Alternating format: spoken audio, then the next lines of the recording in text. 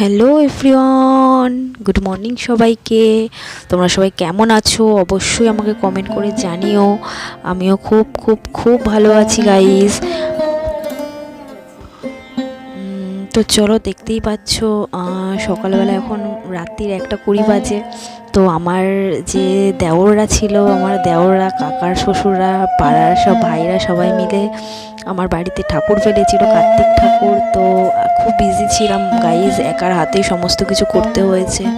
এবং যেহেতু weather change হচ্ছে, আমারও খুব ঠান্ডা লেগে গেছিলো, জ্বর ছিল। তবুও আমি কোনো রকম যতটুকুনি পেরেছি ঠাকুরকে দেওয়ার চেষ্টা করেছি, নিজের ওপর নিজে যতটুকুনি অর্পণ করতে পারি করেছি। তো দেখো, এখন আমি শাক বাজাচ্ছি, শাকটা বাজিয়ে উলো দিলাম, দিয়ে শাক বাজিয়ে আমি ঠাকুরকে, কার্তিক ঠাকুরকে ঘরে তুলছি।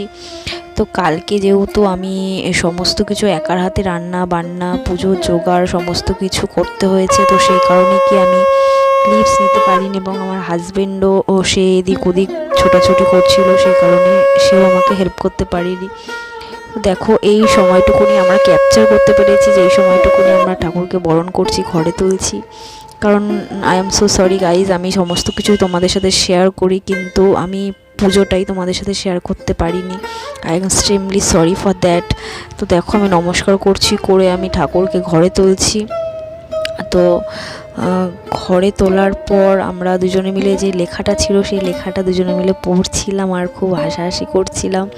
কারণ ওখানে জানোই তোমরা, অনেকে অনেক কিছু লিখে রাখে, কি কি তাদের পাওনা থাকে। তো এইসব আমাদেরকে অনেক মজা করে লিখেছে দেখো। তো এখন আমি এই যে উঠলাম, উঠে এখন প্রায় তোমার 30 হয়েছে, 1:30।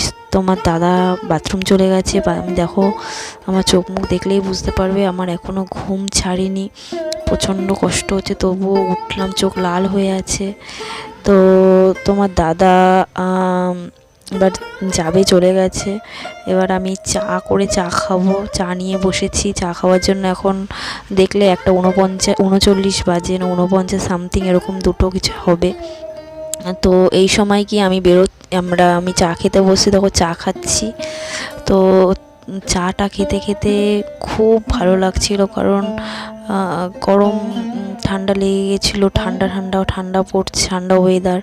সেই সময় একটু গরম গরম চা, ভোরবেলা একদম রাত্রি 2টোর সময়, এত ভালো লাগছে, পুরো নিস্তব্ধ, সব কিছু শান্ত, রিল্যাক্স, খুব ভালো লাগছে। তো চাটা খেয়ে আমি আমার ডেলি রুটিন স্টার্টিং করে দেবো। আমি এটা চা খাওয়ার পর আমি মেডিটেশন করতে বসে গেছি। দেখো, তোমরা দেখতেই পাচ্ছ, চুলটা খুলে নিলাম, যেহেতু রাত্রেবেলা বেনুনি করে শুই, রাত্রেবেলা দুদিকে। তো সকালবেলা উঠে আমি চুলটাকে খুলে নিয়ে আমি তোমার মেডিটেশন করতে বসে গেছি। তো মেডিটেশন করলাম, মেডিটেশন করে উঠে সারাটা দিন কী করলাম সমস্ত কিছু তোমাদের সাথে শেয়ার আমি করতে পারছি না, বা পারিও না, কারণ আমি ফোন ক্লিপ নেব না, কাজ করব। কারণ আমার হাজব্যান্ড মুখ থেকে যখনই যেটা বলবে, সঙ্গে সঙ্গে সেটাই আমাকে তখনই করে দিতে হবে, না হলে পরে ব্যাস চেল্লামিল্লি শুরু করে দেবে আমার ওপর। তো সেই কারণেই কি আমি যত তাড়াতাড়ি পারি ঘুম থেকে ওঠার পরে আমি ঘুমাই না, ঘুমানোর চেষ্টাটাই করি। তো দেখো, আমি মেডিটেশন করে নিয়েছি, আমার যতক্ষণ করেছি, তোমাদের সবটা তো দেখানো সম্ভব নয়। তো দেখো, দেখতেই পাবে, এই যে সকালবেলা রোজকার মতো জল ভরছি কলে, আমাদের ঘরের সামনে কল আছে, এটা টাইম কল।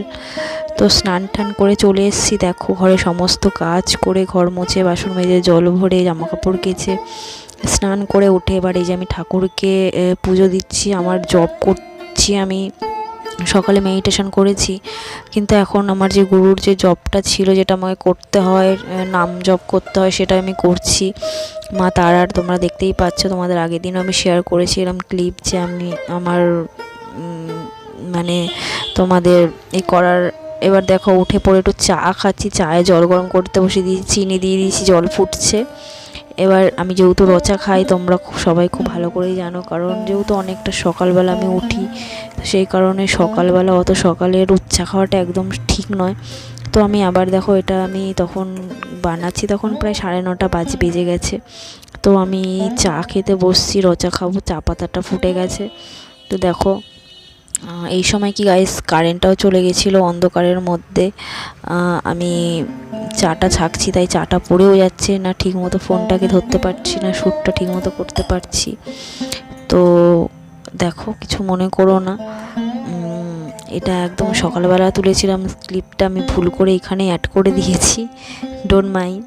তো দেখো, তারপরে এখানে আমি একটু পেঁয়াজিও ভেজেছিলাম চা দিয়ে খাওয়া বলে। শুধু শুধু চা খেলে তার পেটটা ভরবে না, কারণ এখনও রান্নাবান্না করতে হবে, আবার স্নান করতে হবে, আর একবার আবার পুজো দিতে হবে, তো অনেক কাজ আছে। তো দেখো, আবার হাজব্যান্ড চলে আসবে, আসলে সেও তার পিছনে কতক্ষণ আমাকে টাইম দিতে হবে।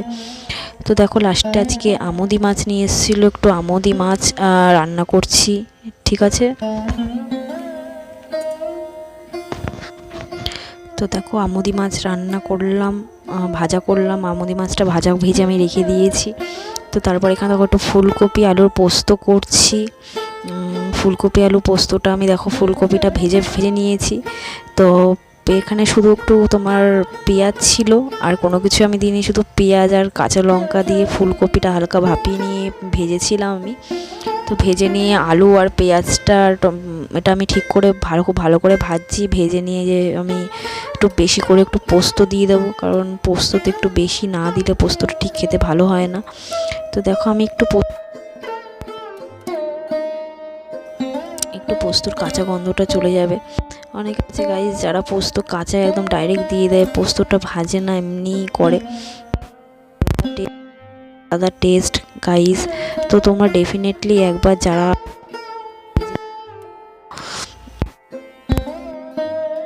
তো তোমরা প্লিজ একটুখানি কখনো পোস্তটাকে একটু ভাজবে, খুব ভাজার কথা বলছি না, জাস্ট হালকা একটুখানি ভেজে নেবে।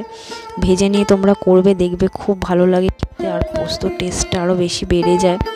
তো পোস্তটা একটু ভাজা হলে দেখো, ওই যে আমোদি মাছ আমি এখানে ভেজে রেখেছি, কী আজকে রান্না হচ্ছে সেটাই তোমাদেরকে দিচ্ছি। আমোদি মাছ ভেজে রেখেছি, এখানে কাতলা মাছের মাথা রয়েছে, এটা দিয়ে বাঁধাকপি করব। আর এখানে অনেক বড় বড় তোমার বাটা মাছ নিয়ে এসেছিলো তোমার দাদা, সেটাই রান্না করব। তো এই যে দেখো, বাঁধাকপিটা আমি বসিয়ে দিয়েছি, হয়েই আসছে প্রায়। এখন শুধু লাস্টে আমি একটু মাছের মাথাটা দেবো, মাছের মাথাটা গরম মশলা দিয়ে ঘি দিয়ে নামাবো, কারণ তোমাদেরকে বললাম আজকে এমনিতেই লেট হয়ে গেছিলো, আর আমার খুব শরীরটা খারাপ ছিল বলে আমি বাপের বাড়ি গেছিলাম, হুগলিতে ছিলাম। তো হুগলি থেকে জাস্ট কালকে রাত্রেবেলা আমি বাড়ি এসেছি। তো দেখো, আমার বাঁধাকপিটা বসে এখানে হচ্ছে, আর এদিকে আমোদি মাছটা আমি রান্না করেছিলাম আলু দিয়ে, আর আলু আর ধনেপাতা আর সর্ষে বাটা দিয়ে, আর আদা সর্ষে বাটা, জিরে আর সর্ষে বাটা দিয়ে রান্না করেছিলাম। তো দেখো, মাছের মাথাটাও আমি দিয়ে দিয়েছিলাম, এর ফাঁকে দিয়ে আমি ওটাকে একটু নাড়িয়ে দিচ্ছি। দেখো, হালকা হালকা এখনও জল রয়েছে, এই জলটা শুকিয়ে গিয়ে পুরো একদম তোমার তেল ছেড়ে যাবে, পুরো নরম হয়ে যাবে বাঁধাকপিটা, তাহলে পরেই কিন্তু বাঁধাকপিটা আমি নামিয়ে নেব। তো এটা হয়ে গেলে পরে আমাদের খাওয়া দাওয়া কমপ্লিট হয়ে যাবে। তো দেখা হচ্ছে নেক্সট ভিডিওতে, ততক্ষণ থাকো আমার সাথে। আমি সন্ধেবেলা তোমার দাদা নিয়ে এসে দিয়েছে, একটু মোমো খাচ্ছিলাম। তো আমি মোমো খাই, আর তোমরা লাইক এবং কমেন্ট আর সাবস্ক্রাইব করো। চলো, দেখা হচ্ছে নেক্সট ভিডিওতে, tata, love you all, good bye गया को शेठ ठोक दीजिए महाकाल का तुम्हारे लाइक से ठोक दीजिए 5000 लौटे दिख जाना चाहिए ये 4000 देख ले तारे